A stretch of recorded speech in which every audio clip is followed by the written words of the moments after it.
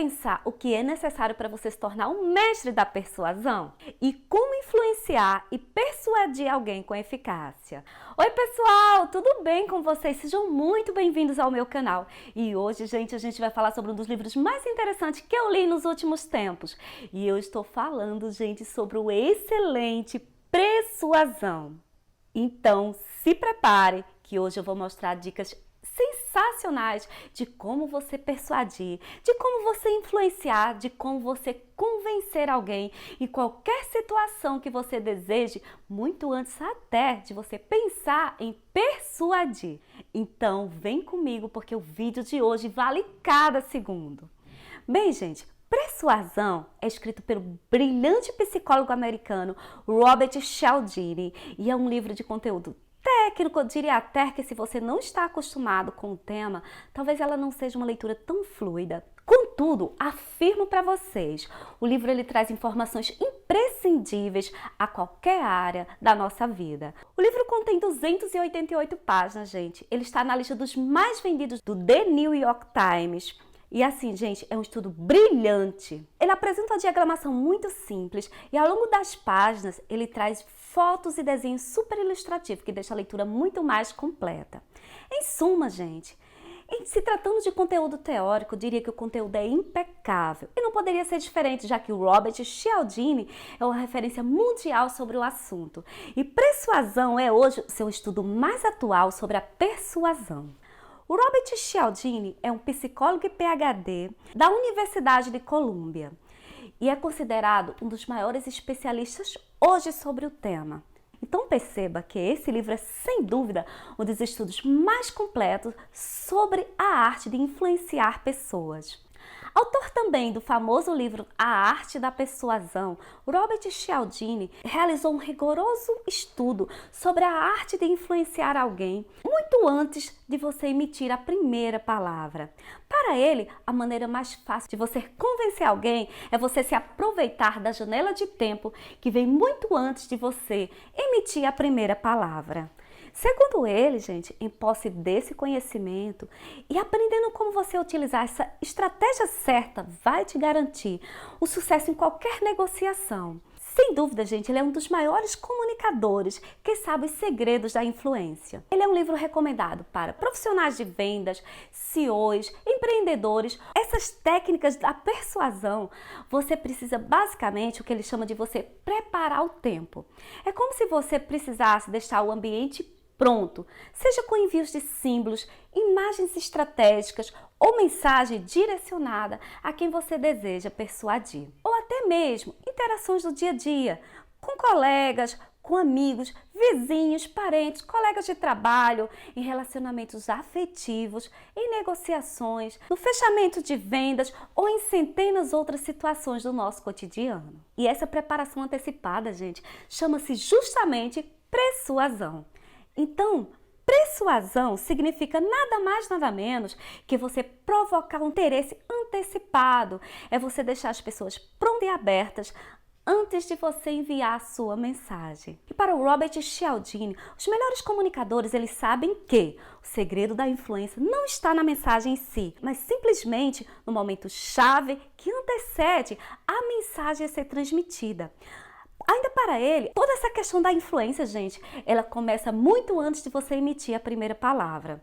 E nesse valioso estudo, o livro ele traz pontos muito importantes em direcionar o nosso pensamento e a nossa percepção. E é o que ele chama, gente, de tração da persuasão, tração da influência, que é como se fosse uma força, a força como você emite essa mensagem. E para isso ele utiliza várias táticas psicológicas que podem ser utilizadas tanto para o bem quanto para o mal. Então, gente, toda a proposta do livro, ela gira em torno de ajudar o leitor a identificar essas estratégias sinuosas das marcas, das campanhas publicitárias, das jogadas de marketing e demonstra como preparar o ambiente adequado antes de você passar a sua mensagem. Desse modo, gente, Cialdini ele traz excelentes dicas para nos fazer refletir e entender a importância de conhecer os elementos verbais e não verbais que são utilizados na comunicação, seja em campanhas de marketing, seja pelos anúncios que invadem os nossos computadores, pelas campanhas políticas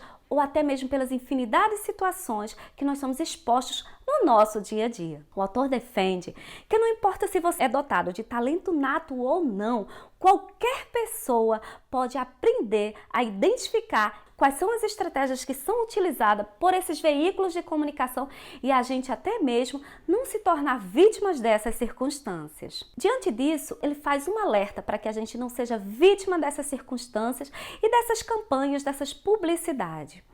Para ele, o nosso cérebro ele arruma tudo em uma rede neural vasta com padrões de associação. E uma vez que você se envolve dentro dessas associações, você fica muito mais vulnerável. E aí é onde ele fala sobre os acionadores. Quais são as coisas que despertam a nossa atenção? E outro ponto muito importante desse livro, gente, é quando ele fala sobre os chamariz. Segundo ele, gente, certos impulsos, eles chamam a nossa atenção de forma vividamente, que são voltados para violência, estímulos sexuais, para sobrevivência. Os estímulos sexuais, eles conseguem desviar ou prender a nossa atenção.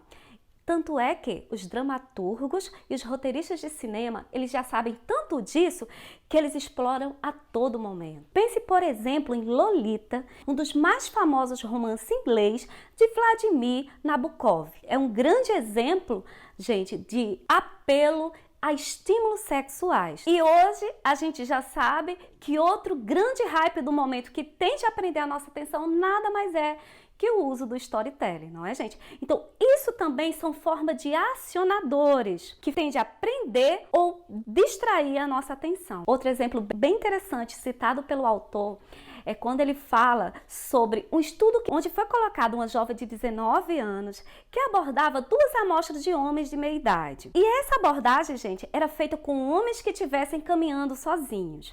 No primeiro momento, ela pedia ajuda, dizendo que o celular dela havia sido roubado e que se eles poderiam buscar esse celular para ela. Esse estudo, gente, foi tão interessante que uma pequena amostra desse grupo de homens, eles tendiam a ajudar essa moça e comprar a briga dela. Já um outro grupo que foi exposto a uma situação anteriormente, eles apresentavam basicamente o dobro de ajuda a essa jovem. Por quê? Eles tendem a fazer uma referência Rua Valentim, a data de São Valentim, que na França é considerado o Dia dos Namorados. Então, com essa informação anteriormente, eles tinham muito mais uma predisposição a verdadeiramente ajudar a jovem. Observe que interessante, não é, gente? Um outro exemplo também bem interessante, que não está no livro, gente, que é o filme Golpe Duplo. Nesse filme, gente, você percebe todo o processo de persuasão que o Robert Cialdini defende de forma tão brilhante no livro. No filme, em diversos momentos, ele vai participar de uma aposta. Então, o que ele precisa? Que esse grande apostador ele tem a predisposição a escolher um número. Então, o que eles fazem? Um processo de indução em momentos anteriores de que ele seja exposto a essa aposta. Então, durante todo o processo, eles induzem o número 55. Em diversas situações, o número do quarto escolhido era o número 55. Todas as situações do dia a dia foi voltada para o número 55, de tal modo que quando ele foi exposto a essa aposta, não tinha como ele escolher outro número, porque ele imaginava que o número 55 era o número da sorte. Ou seja, ele passou por um processo de persuasão que é justamente antes de ser persuadido. Um outro exemplo, quando ele fala sobre os cães Pavlov. Segundo ele, exposto a um sino de uma campainha, eles começavam a salivar, porque eles foram expostos antes a condicionamento, eles tiveram um comportamento condicionados. E nisso, Pavlov fez esse estudo que quando o sino tocava, ele servia comida para os cães.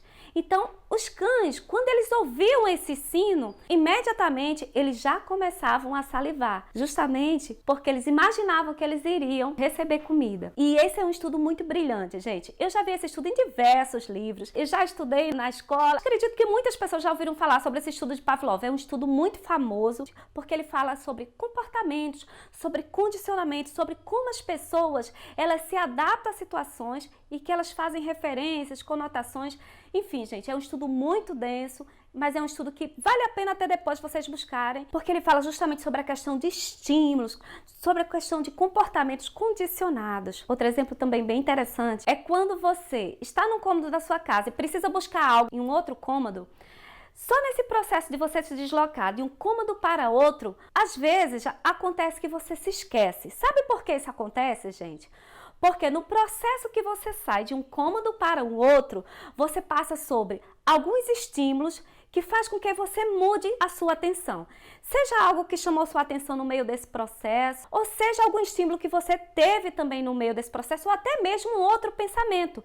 Isso faz com que você esqueça. E por que isso acontece? Justamente porque esses acionadores de atenção, eles despertam a nossa atenção e eles alteram totalmente o nosso comportamento. Porque nesse processo há um lapso de atenção e uma mudança de estímulo. E isso, gente, vale para tudo. Imagine uma publicidade na TV, imagine no seu computador que de repente a gente aparece aquele anúncio.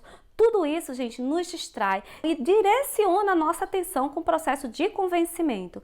Por isso que a gente precisa ficar o tempo todo em alerta. O mesmo estudo foi feito com formatos e imagens de moedas. As pessoas que foram expostas a essa outra gama de informação, elas tinham uma tendência a comparar muito mais o valor monetário, muito mais o preço dos móveis.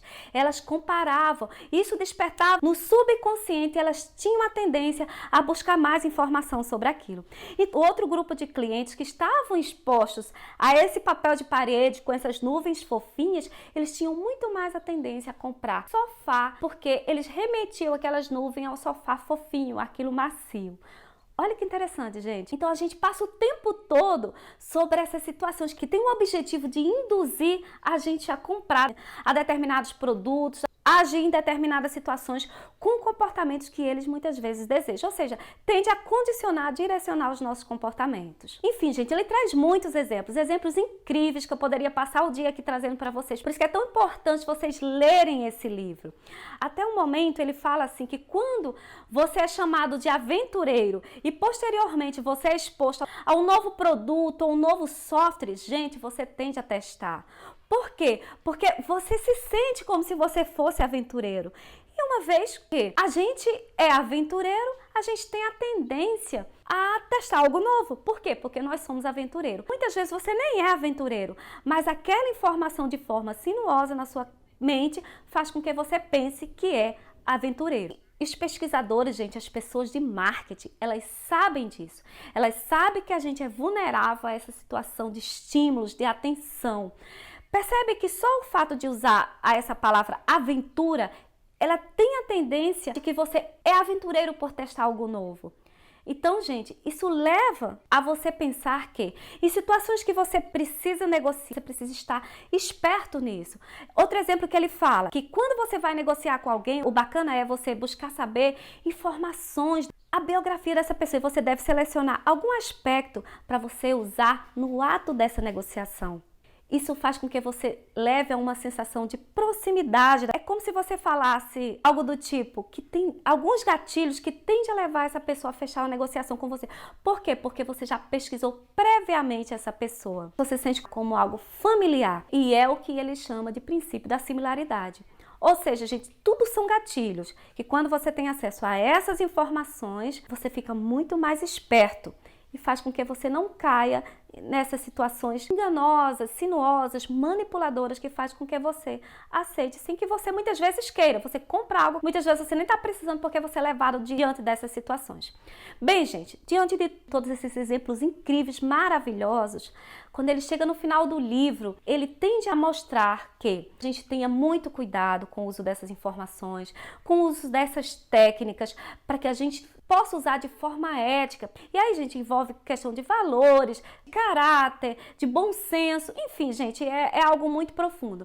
Mas o fato é, se você for utilizar esse livro, utilize de forma ética. Utilize esses princípios voltados para situações que venham a fazer o bem. Porque esse livro, ele tanto pode ser importante para o bem quanto para o mal. E aí vai depender de em que mãos esse livro vai cair. Sem dúvida, gente, esse livro é uma excelente ferramenta para quem busca em estratégias de negócio a se relacionar melhor. Ele traz um capítulo inteiro sobre relacionamentos, de como você não pensar apenas no individual, mas como você pensar no nós.